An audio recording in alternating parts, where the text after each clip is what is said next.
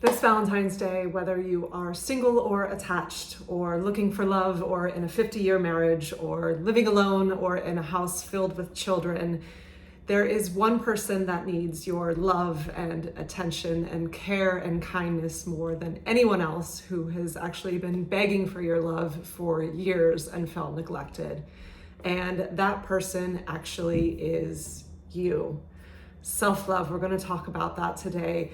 It is kind of an elusive concept to a lot of people. I know when I first heard the term sort of in my early 20s, I thought it was slightly preposterous and honestly actually kind of narcissistic. Like, what do you mean? Why would you love yourself? Like, I'm a little twerp and I have no value in this world. Like, why would I love myself? But it's really sad when you think about that, how many people struggle to feel love for themselves, or maybe have the idea in your head like, okay, yeah, that'd be nice, but there's no way I actually can, because we're not taught how to love ourselves in school. And our parents, even though they love us, if we're fortunate to have parents that loved us, or some had parents that struggled a bit more, most of the time your parents don't know how to love themselves. And even though they love you, they don't know how to teach you to love yourself. And it's kind of this perpetuating cycle to where self-love is a more popular term these days, but still a lot of people don't know how to get there, even if they want to. And I know for me, it's been a long journey, and I'm certainly not perfect with it. There's days where I feel pretty good about myself, and then there's days on the couch where I'm like, gosh, why am I even taking up space on this planet? I suck. That's human behavior to have those ups and downs. But as you chip away the layers, you can sort of come back to a baseline quicker of finding self-value and self-worth, because it is so important, and that does resonate out to the world. So I have 7 things today that if you're starting kind of new on your journey to realizing self-love, these 7 things can sort of help you get there, even though it is a personal journey for everyone, and there's no timeline with it. It's not like this, you do these 7 things and you'll magically love yourself tomorrow. Like, it's a practice, and probably a lifelong practice. But these 7 things that I found through a sort of a conglomerate of spiritual teachers over the year have really helped me. So I'm going to share them with you today. Without further ado, number 1, if you're really, really new to this and you're really in a place where you really don't feel good about yourself, like I did for most of my life up until my mid-ish, later 20s, you can start by recognizing qualities about yourself that are really awesome and add value to the world. And you may say, well, I don't have any. And I say that's nonsense. And if you really, really struggle, ask a friend that is a dear friend, or a family member, or a coworker, and everybody has something. And the good news with this is I don't think there's a hierarchy. We tend to, in society, say that if you're not changing the world at, Bill Gates level, or a brain surgeon, then you're, or, like a Kobe Bryant type, RIP, you're down here on the hierarchy. But that's nonsense. We all bring something awesome to the table, and you never know how much it's going to ramify out into the universe.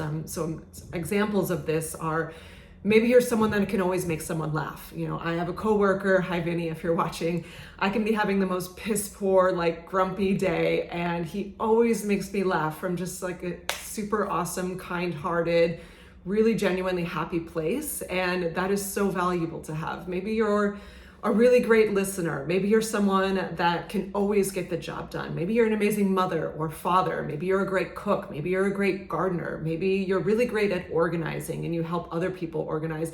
The list is endless, but everyone has something. And if you take just 5 minutes, I know you'll be able to find something that is yours, that you feel really good about, that adds value to the world. And does it have to be on a macro scale where you're changing, influencing 8 million people with it? No, but even if you brighten just one person's day with this quality, even if it's just brightening your own day or your cat's day, that's adding value to the world, and it shouldn't be pushed aside or diminished. So find that one quality or list of qualities that you feel are really, truly yours, that you're really, truly good at, and then celebrate that and say, you know what, maybe I'm struggling with my career today, or I have a strained relationship with my kids today, or I couldn't get myself to clean the damn house today, but I just made the most amazing dinner, and it nourished me and it fed my family well, and anything like that, celebrate it. So that's number one.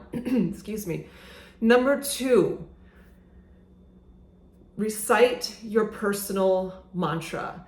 This will be very individual to each person, but if you, at the beginning when you're learning how to love yourself, there's an expression, fake it till you make it. And I definitely had to do this because self-love did not come naturally to me at all, even though I came from a really nice family that loves me a lot and had good experiences. I just had very, very deep insecurity and low self-worth. So at the beginning, when I was like, oh man, this self-love stuff, like this is silly and or impossible, you can find mantras to say to yourself to sort of rewire your brain. When your brain wants to like dip into negative self-talk, you can find your power mantra, whatever it is, whatever words resonate for you. Like if you're struggling with anxiety, it can be, I am calm and I am centered, or something as simple as, I am enough, or I am worthy, or I am powerful, I am beautiful, I am strong.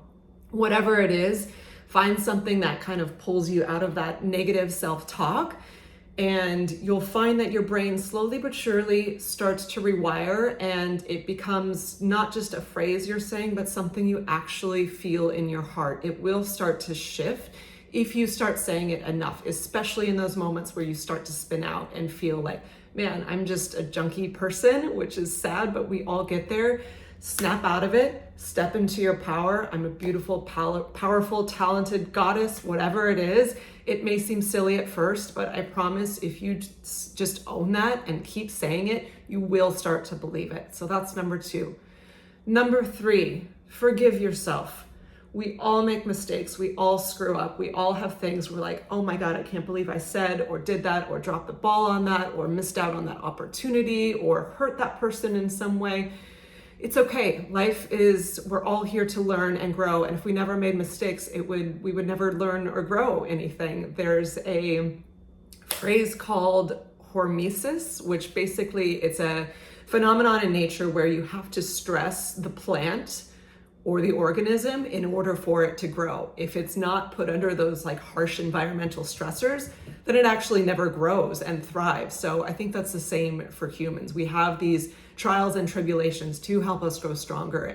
But that doesn't mean when you face those trials and tribulations that you'll go through them perfectly or with grace. Well, you'll screw up a lot. We all do. But give yourself grace in those moments. Don't hold on to the past of regret. There's no use in regret. Just look at it as all a learning curve, and forgive yourself for times where you didn't act in the best way you could have, but use that as a tool to act better in the future, and just release yourself from that guilt. Going off of that, number four, forgive other people. We all have a list of people that have hurt us. Maybe our parents weren't perfect. Maybe a friend was mean to us growing up. Maybe we had a really abusive boss, or we all have those lists, ladies, of, the term, the F-boys out there. It's just unconsciousness. All these people were in your life playing a role. Then chances are they were really hurting too. Hurt people. It doesn't excuse what they did to you as, making it correct, but holding on to that anger and that grudge doesn't do anything to serve you. It just pushes you further down in the hole. It just stops your heart from expanding into a place where you can love life and love yourself. And if you're just constantly in victimhood and say, this person did this or this person did that, even though you could certified be a horrible thing they did to you, hanging on to that is just keeping you down in the mud with it. And forgiving them, yes, it's an act of love to them, but it's an act of love to yourself. It releases you from that pattern. It releases you from that old story and that hurt, and lets new, better, positive people and experiences come into your life. So forgive yourself and forgive others.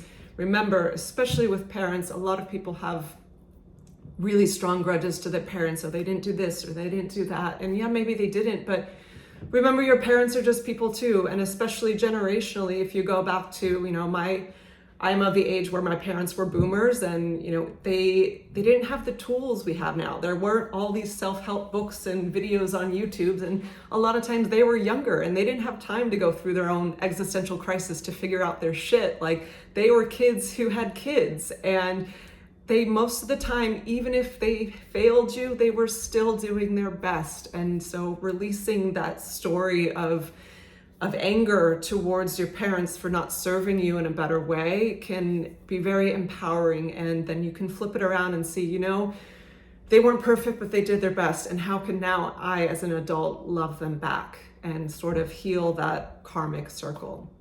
So next, hold your child self. Stemming off of this, we all have childhood wounds, some a lot worse than others. And there's some very, very hard stories of what people have had to go through.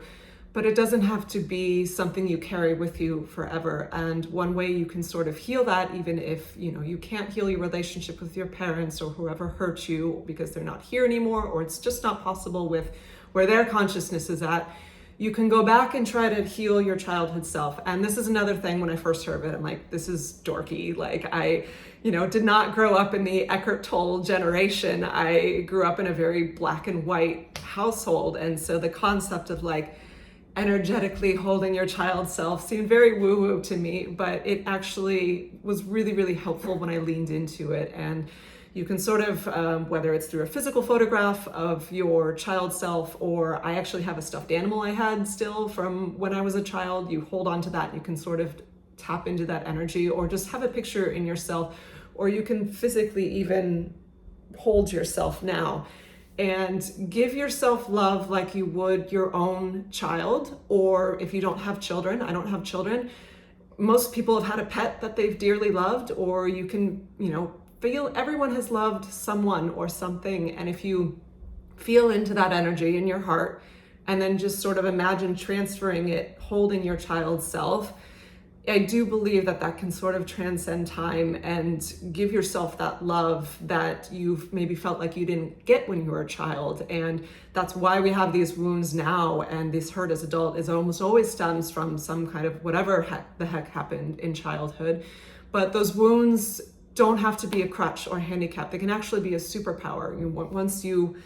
I think we're dealt certain cards for a reason. And when you get through, like I was saying earlier, those trials and tribulations or healing those wounds, it can end up helping you move forward in life and give a gift to life that you wouldn't necessarily have been able to give if you didn't go through that process of healing. An example for me is through, a varying set of circumstances. I grew up with just my father and not my mother, and it was the decision they made at the time. I don't hold any resentment to either of them. It caused some wounding, but it's not because they meant to cause me wounding. It was just two people trying to do their best through an ended marriage, which is hard. Relationships are crazy, and then you add kids and it gets even crazier.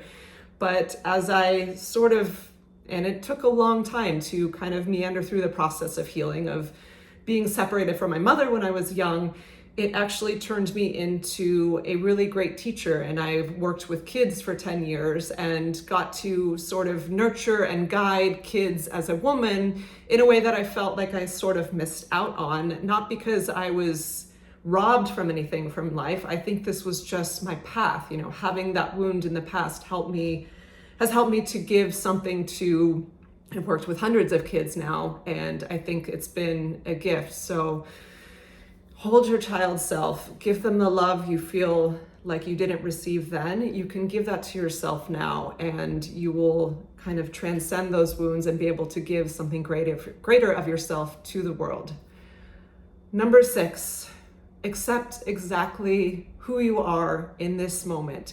It is a wonderful thing that we have goals and visions and dreams, and I am absolutely not saying you should never strive to achieve things in life. That's a wonderful part of the human spirit. You can be anything. You could be a doctor or a painter or a mother or father, or go to the moon, or be president, or be an amazing chef. You can be anything. That's wonderful. But don't get lost in the pursuit of I won't matter or I won't be great until I achieve X. I was a very A-type kid, and I went after a lot of very audacious dreams and goals and achieved a lot of them, failed some of them, but it used to be in my head that I wouldn't matter or have any kind of value in the world until I achieved those things. So even though I was very driven and successful on the outside, I felt like nothing on the inside.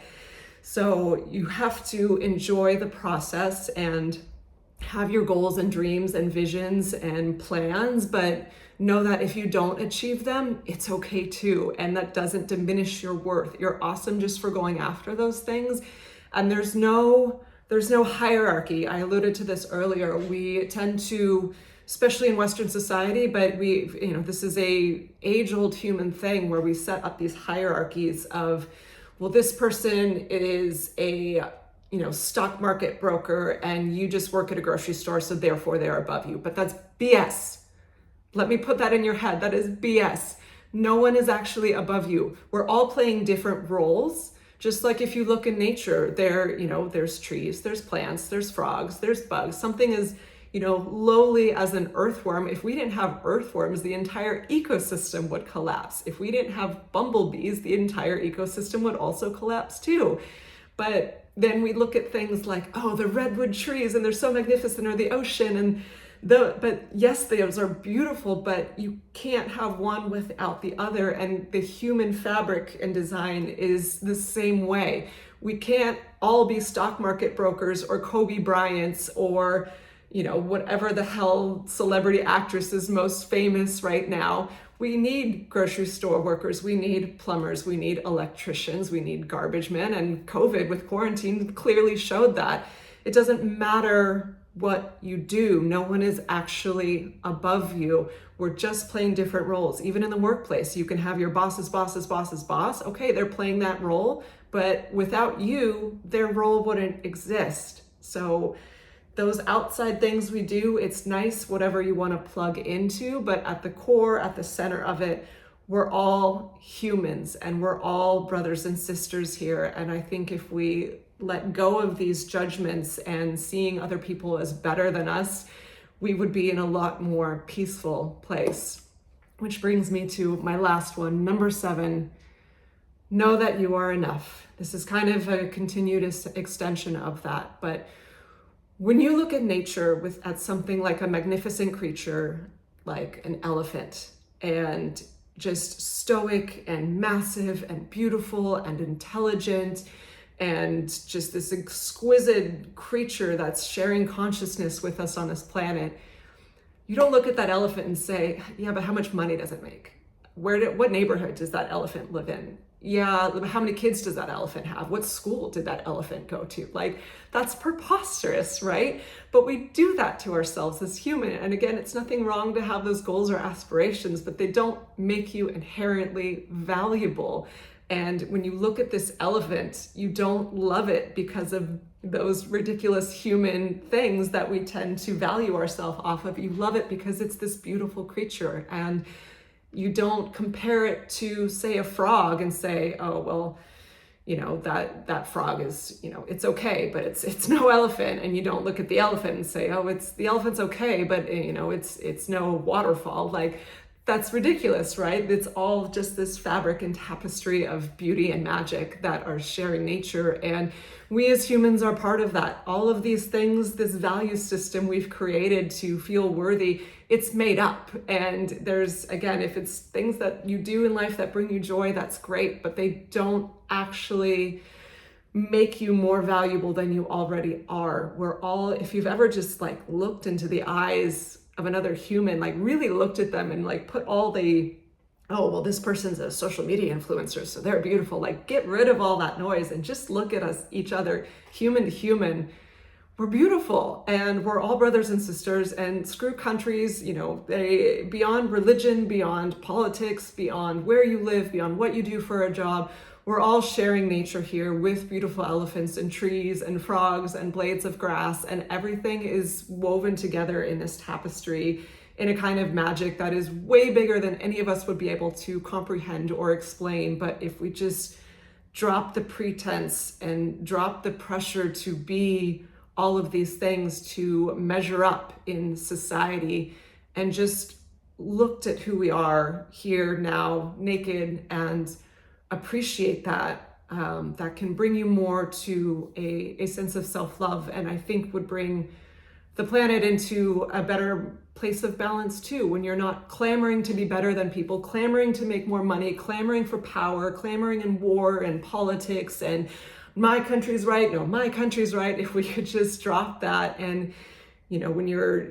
if you're coming from a place that's void, then you are going to be clamoring in consumerism and overproduction and looking for power because you're trying to fill that void. But if you could just be in a space of wholeness and love yourself and know that without all the outside accolades, you're actually beautiful and enough, I think that could bring us to a better state of peace on the planet. Okay.